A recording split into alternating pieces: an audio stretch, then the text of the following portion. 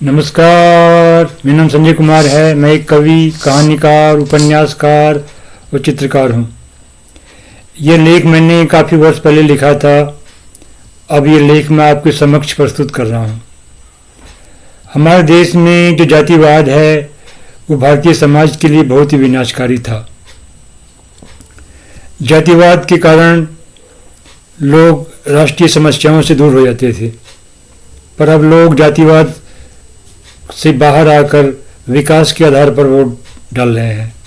2014 में भारत के लोगों ने विकास के आधार पर वोट डाला था। तभी से जातिवाद के टूटने की शुरुआत हो गई थी।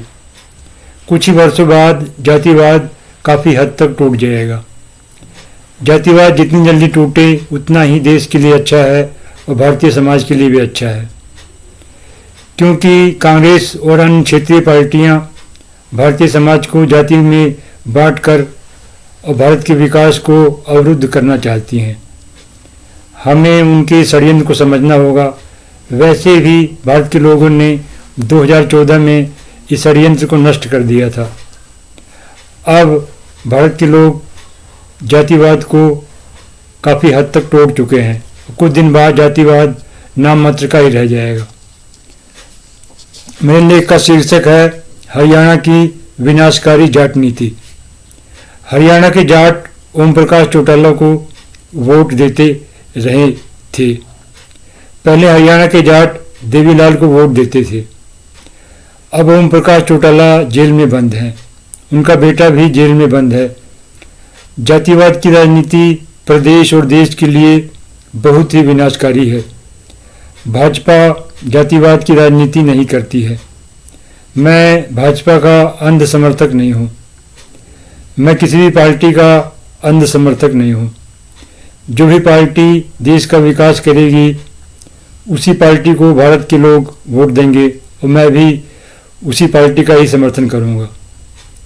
लालू प्रसाद भी जातिवाद की राजनीति करते थे और अभी भी करते हैं। वो भी अब जेल में है। मुलायम सिंह भी जातिवाद की राजनीति करते थे। उनकी पार्टी टूट चुकी है। मुलायम सिंह जी की मृत्यु हो चुकी है। सभी क्षेत्रीय पार्टियों में जातिवाद की बीमारी बहुत ही खतरनाक अवस्था में पहुंच गई थी। कांग्रेस भी जातिवाद की राजनीति करती थी। जातिवादी नेताओं का लक्ष्य होता था सत्ता से पैसा और पैसे से सत्ता। 2019 के हरियाणा विधानसभा चुनाव में भाजपा के ज़्यादातर मंत्री चुनाव हार गए थे। इसका मतलब यह था कि उनका संपर्क और संवाद जनता से टूट चुका था। मनोहर लाल खट्टर ने बहुत अच्छा विकास कार्य किया था, पर उनके मंत्री कहीं न कहीं जनता से दूर हो गए थे। जातिवादी नेता किसी भी जाति का विकास नहीं कर सकते हैं, क्योंकि उनके पास किसी भी जाति के विकास की कोई योजना नहीं होती है। सिर्फ एक जाति के विकास से सभी जातियों का विकास नहीं हो सकता है। जातिवाद को तोड़ने की ज़रूरत है। वैसे जातिवाद समय के साथ साथ टूट रहा है, लेकिन कांग्रेस और अन्य पार्टियों ने जातिवाद को तोड़ने का गंभीर प्रयास नहीं किया था। बेरोजगारी, गरीबी, कुव्यवस्था और पिछड़ापन जातिवाद को बहुत ज़्यादा बढ़ाते हैं। कृषि की उपेक्षित होने के कारण गांवों में बहुत ज़्यादा निर्धनता थी। आज भी अधिकांश गांवों में परम जातिवादी राजनीति चलती है और इसीलिए ज़्यादातर गांव परम जातिवादी वैमनस्य के केंद्र बन गए थे। ये सब परिस्थितियां और घटनाएं 2014 से पहले की हैं।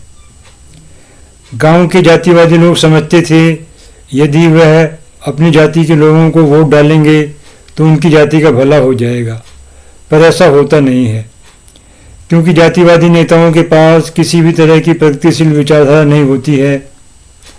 जातिवादी नेता जब जाति के नाव पर सवार होकर सत्ता हासिल करते हैं तब उनका दिमाग खराब हो जाता है। फिर वो जमकर भ्रष्टाचार करते हैं। जब वो अदालत के द्वारा दंडित होते हैं तो उनकी अक्ल ठिकाने आ जाती है। लालू प्रसाद यादव, ओम प्रकाश चौटाला, मधु कोड़ा, शशिकला आदि नेता ऐसे ही हैं। परम भ्रष्ट जातिवादी नेता समाज के लिए जहर से भी ज़्यादा खतरनाक होते हैं। परम भ्रष्ट जातिवादी नेता अपने स्वार्थों के लिए आतंकवादियों से भी हाथ मिला लेते हैं और देशद्रोहियों से भी मिला लेते हैं, और गुंडे तो उनके आसपास होते ही हैं। जब तक समाज में जातिवाद है और परम निर्धनता है, तब तक जातिवादी नेताओं को उभरने से कोई नहीं रोक सकता है। जातिवाद को नष्ट करने के बहुत से तरीके हैं, पर जातिवादी नेता और पार्टियां जातिवाद को नष्ट नहीं करना चाहती थी। वो चाहती थी कि जातिवादी नेता चाहते थे जातिवाद जिंदा रहे, ताकि उनकी विकृत राजनीति चलती रहे। 2014 के हरियाणा विधानसभा चुनाव में कुछ समय बाद भूपेंद्र सिंह हुड्डा और ओम प्रकाश की पार्टी के लोगों ने जाटों को आरक्षण के नाम पर भड़काया। फिर उन्होंने जमकर भयंकर हिंसा की और करोड़ों की संपत्ति को नष्ट कर दिया। ये घटना ये दिखाती है कि कैसे जातिवादी नेता अपने परम घटिया स्वार्थ के लिए लोगों को मरवाते हैं और दंगे करवाते हैं और करोड़ों रुपए की संपत्ति को सुहा कर देते हैं। परम भ्रष्ट जातिवादी नेता गुंडागर्दी और भ्रष्टाचार को खूब बढ़ावा देते हैं। केंद्र सरकार को ऐसा कानून बनाना चाहिए कि जातिवादी आरक्षण के आंदोलन के नाम पर कोई पार्टी भविष्य में हिंसा न कर पाए और न ही सार्वजनिक संपत्ति को नष्ट कर पाए। जातिवाद एक तरह की बेवकूफ़ी है, जैसे धूम्रपान करना एक बेवकूफ़ी है, जैसे शराब पीना एक तरह की बेवकूफ़ी है। इसी तरह भारतीय समाज में कई तरह की बेवकूफ़ियाँ थी। भाजपा में भी 60% की करीब विधायक और सांसद परम अपराधी हैं। अन्य पार्टियों में भी बहुत से नेता परम अपराधी हैं। परम अपराधी नेता राजनीति में सिर्फ पैसा कमाने, अपना अपराध छिपाने और नए अपराध को करने के लिए राजनीति में आते हैं।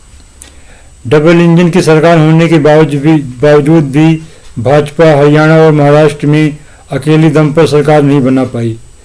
भाजपा के परम अपराधी विधायक भला क्या विकास करेंगे, उन्हें तो लूटने से ही फुर्सत नहीं है।